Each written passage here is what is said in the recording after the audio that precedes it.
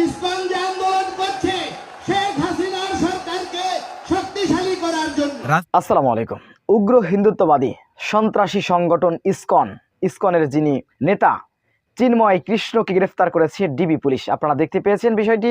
এই চিন্ময় কৃষ্ণ তিনি 5 আগস্টের পরে অর্থাৎ হাসিনা পালিয়ে যাওয়ার পরে বাংলাদেশের হিন্দু ভাই বোনদের নিয়ে একটি রাজনীতি করা শুরু করেছে। হাসিনাকে পুনঃপ্রতিষ্ঠা করার জন্য তিনি বিভিন্নভাবে বর্তমান সরকারকে উস্কানিমূলক বক্তব্য দিয়েছে। এছাড়াও সবথেকে বেশি যে অপরাধটি সে করেছে আপনারা দেখতে পেয়েছেন, জাতীয় পতাকাকে নিচে রেখে তাদের যে ইসকনের যে পতাকা সেটিকে উপরে রেখেছে। এটা বাংলাদেশের সাথে গাদ্দারি করা হয়েছে। বাংলাদেশকে লাখো শহীদের রক্তকে তারা বৃদ্ধাঙ্গুলি দেখিয়েছে, অপমান করেছে, তাই তার বিরুদ্ধে রাষ্ট্রদ্রোহী মামলা হয়েছে, আর সেই মামলায় তাকে গ্রেপ্তার করা হয়েছে। এতে বিক্ষোভে ফেটে পড়েছে হিন্দুদের কিছু অংশ। তারা শাহবাগের উদ্দেশ্যে রওনা দিয়েছে। চিন্ময় কৃষ্ণকে না ছাড়া অবস্থায় মুক্তি না দেওয়ার পর্যন্ত তারা সেখানে অবস্থান করবে। চিন্ময় কৃষ্ণ তাদের প্রভু, তারা প্রভু বলে মানে চিন্ময় কৃষ্ণকে। বাংলাদেশের প্রকাশ্যে এই চিন্ময় কৃষ্ণ বক্তব্য দিয়েছে আওয়ামী লীগকে পুনঃপ্রতিষ্ঠা করার জন্য। আওয়ামী লীগকে প্রতিষ্ঠা করার জন্য তারা কাজ করে যায়, তাদের সংগঠন ইসকন কাজ করে যায়। স্পষ্ট বক্তব্য দিয়েছে ফ্যাসিবাদকে প্রতিষ্ঠা করার জন্য।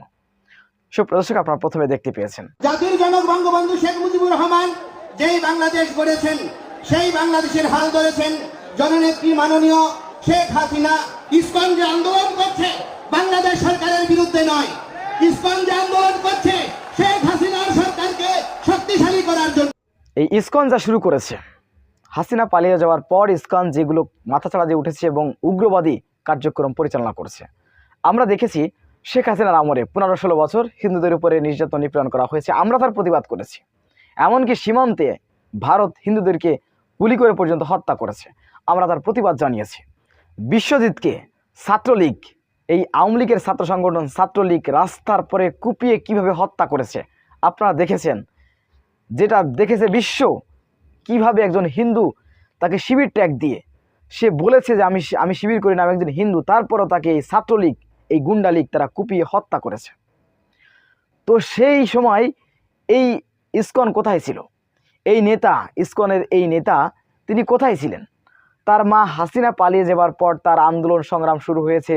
তিনি বিভিন্ন উস্কানিমূলক বক্তব্য দিচ্ছেন, বাংলাদেশের হিন্দু ভাই বোনদের তারা উস্কানি দিচ্ছেন, তিনি উস্কানি দিয়ে বক্তব্য দিচ্ছেন, এই সরকারের বিরুদ্ধে লেলিয়ে দিচ্ছেন, বাংলাদেশকে অবমাননা করছেন, বাংলাদেশের পতাকাকে অবমাননা করছেন, লাখো শহীদকে বৃদ্ধাঙ্গুলি দেখাচ্ছেন। এত দুঃসাহস সে কোথায় পেয়েছে? অন্যায় করলে তাকে গ্রেপ্তার করা যাবে না, এটা তো হতে পারে না। সে অন্যায় করেছে, তাদের শাস্তি বাংলাদেশ সরকার তাকে দিবে। সুপ্রদর্শক, জঙ্গিবাদী ইসকন নেতা চিন্ময় কৃষ্ণকে গ্রেপ্তার করা হয়েছে। বিষয়টি আপনারা কীভাবে দেখছেন অবশ্যই আপনাদের মূল্যবান মন্তব্য জানাবেন। সবসময় সত্য নির্ভরশীল তথ্য পেতে স্বাধীন বাংলা ইউটিউব চ্যানেলটি সাবস্ক্রাইব করে আমাদের সাথে থাকুন। আসসালামু আলাইকুম রহমতুল্লাহি ওয়া বারাকাতুহু।